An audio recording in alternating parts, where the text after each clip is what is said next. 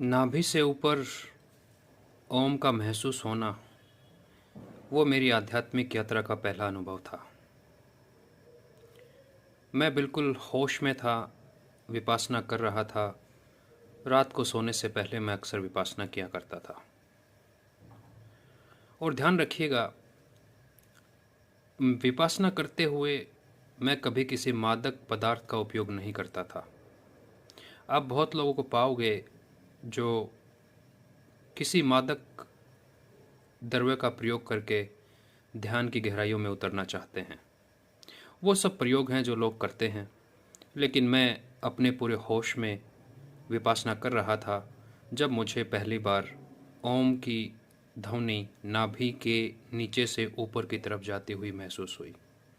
और वही मेरा परमात्मा के होने का पहला अनुभव था।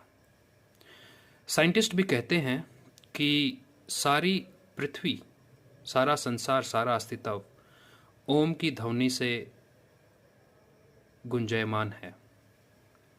पूरी प्रकृति में ओम जैसी ध्वनि आती है।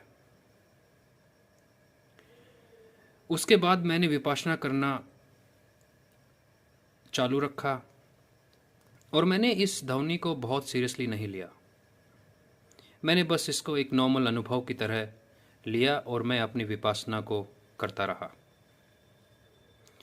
शायद 1 महीना बीता होगा। मेरे साथ कुछ अजीब सी घटना हुई कि मैं अचानक से कविताएं करने लग गया। 5 मिनट में मैं 3 से 4 कविताएं लिख देता था।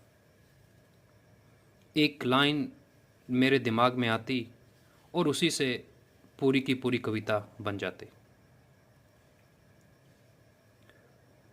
ये जो कविताएं उतरी, इसके बारे में भी मुझे कुछ आभास नहीं था, लेकिन बाद में मुझे पता चला कि कविताओं का उतरना शायद इस बात का सबूत है कि आप हार्ट चक्रा पर हो।